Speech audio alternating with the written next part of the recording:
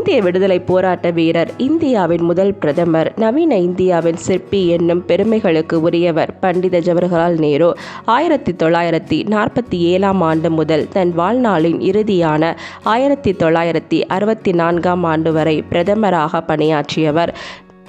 நேரு அவர்களின் இளமை காலம்.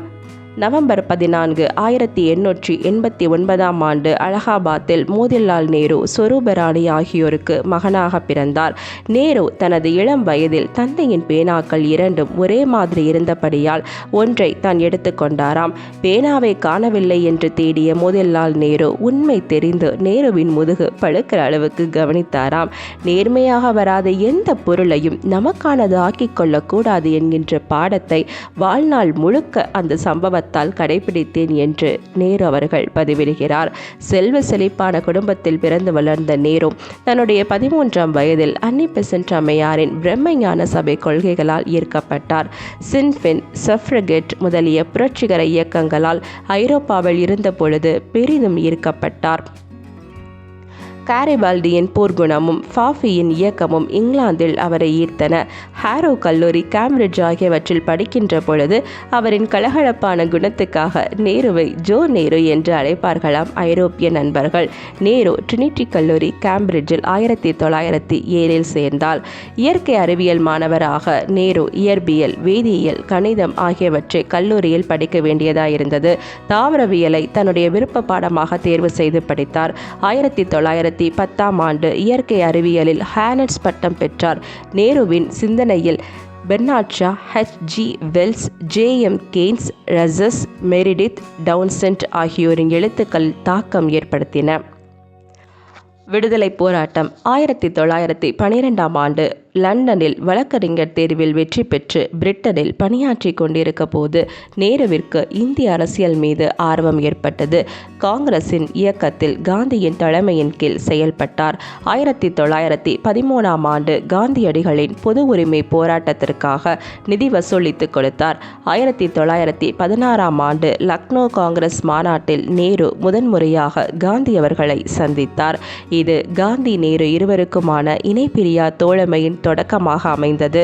1917ஆம் ஆண்டு அன்னி பெசன்ட் அவர்கள் துவங்கிய தன்னாட்சி இயக்கத்தின் செயலாளரானார்.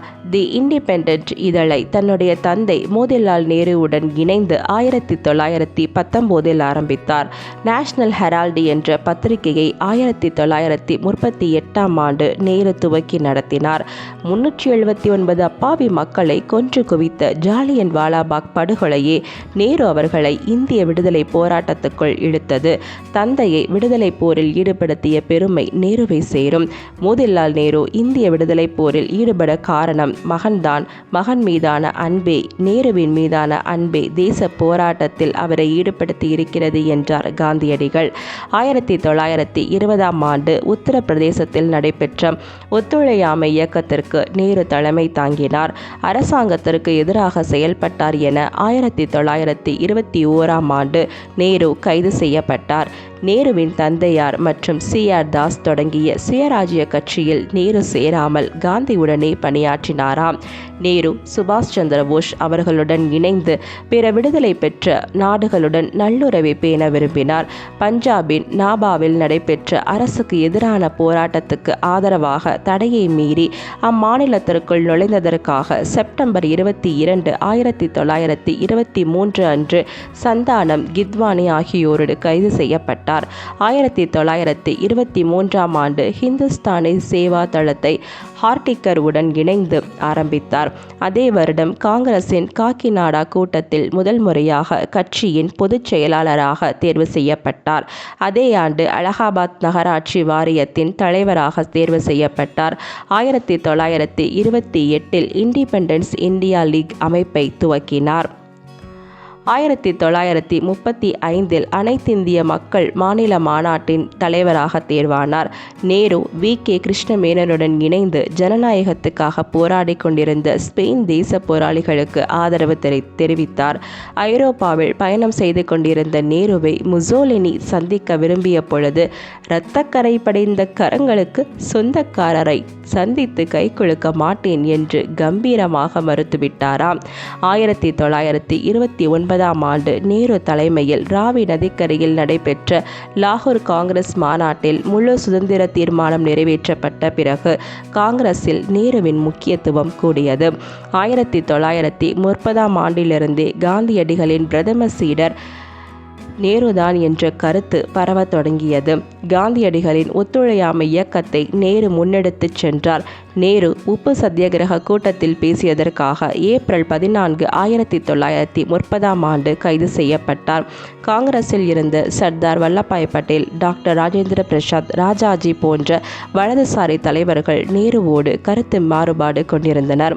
1938 தேசிய திட்ட கமிட்டியின் தலைவராக நேரு தேர்வு செய்யப்பட்டார்.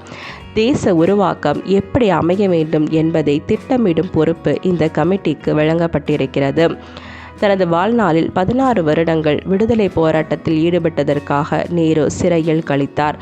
அங்கே பல அற்புதமான நூல்களை எழுதினார். ஆங்கிலேயர் ஆட்சி செய்யாத மாகாணங்களை சேர்ந்தவர்களையும் காங்கிரஸ் கட்சியின் உறுப்பினராக்கும் திட்டத்தை நேருவே செயல்படுத்தினார். இந்திரா அவர்களுக்கு குழந்தை பிறந்த பொழுது பேரனை பார்ப்பதற்கு நீங்கள் போக வேண்டும் என்றால் மன்னிப்பு கேளுங்கள் என்று ஆங்கிலேயர்கள் கூறிய பொழுது ஜவஹர்லால் நேரு அவர்கள் மறுத்தாராம். தெருவில் போலீஸ் வாகனம் போகும் பொழுது விளக்கு வெளிச்சத்தில் பேரனை தூக்கி இந்திரா காண்பிக்க அதை பார்த்துவிட்டு இவர்கள் வெளிச்சத்தில் வாழ வேண்டும் என்றுதான் நாங்கள் இருளில் உழல்கிறோம் என்று கடிதம் எழுதினார் நேரு அவர்கள். விடுதலைக்கு பிந்திய இந்தியா உருவாக்கம். விதியோடு ஒரு ஒப்பந்தம். விடுதலையின் பொழுது அவர் நிகழ்த்திய உரை. உலகமே உறங்கிக் கொண்டிருக்கும் பொழுது நம் தேசம் விடுதலையை நோக்கி விழித்து எழுகிறது என்று துவங்கியது அவ்வுரை. இந்தியாவின் முதல் தேர்தல் 1951 ஆண்டு டிசம்பரில் தொடங்கி 1952 மே வரை நடைபெற்றது. முதல் இந்திய தேர்தலில் இந்திய தேசிய காங்கிரஸ் கட்சி தனிப்பெரும்பான்மை பெற்று ஜவஹர்லால் நேரு அவர்கள் தேர்தல் மூலம் தேர்ந்தெடுக்கப்பட்ட முதல் இந்திய பிரதமர் என்ற சிறப்பை பெற்றார். மிக அதிக காலம் இந்தியாவின் பிரதமராக இருந்தவர் என்கின்ற சாதனைக்குரியவர்தான் பண்டித ஜவஹர்லால் நேரு.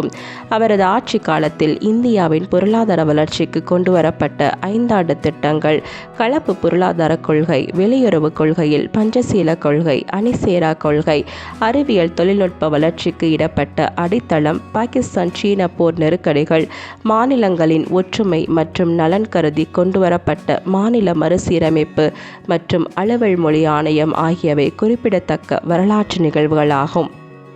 1948 ஆண்டில் ஜவஹர்லால் நேரு, வல்லபாய் பட்டேல், பட்டாபி சித்தராமையா ஆகிய மூவரையும் உறுப்பினராக கொண்டு காங்கிரஸ் கட்சி அமைத்த ஜேவிபி குழுவின் மொழிவாரி மாகாண உருவாக்கத்தை நேரு அவர்கள் ஆதரிக்கவில்லை. பிரிவினையை மத ரீதியாக நிகழ்த்தி தேசம் துண்டாடப்பட்டதால் மொழிவாரி மாநிலங்களுக்கு நேரு அனுமதி தர மறுத்தார். நேருவின் தாய்மொழி ஹிந்துஸ்தானி. அகில இந்திய வானொலியின் உரைகள் அதிக சமஸ்கிருத வார்த்தைகள் கலந்த ஹிந்தியில் மேற்கொள்ளப்பட்ட பொழுது எனக்கு இந்த உரைகள் புரியவில்லை என்று பிரதமராக இருந்த நேரு புலம்பினார்.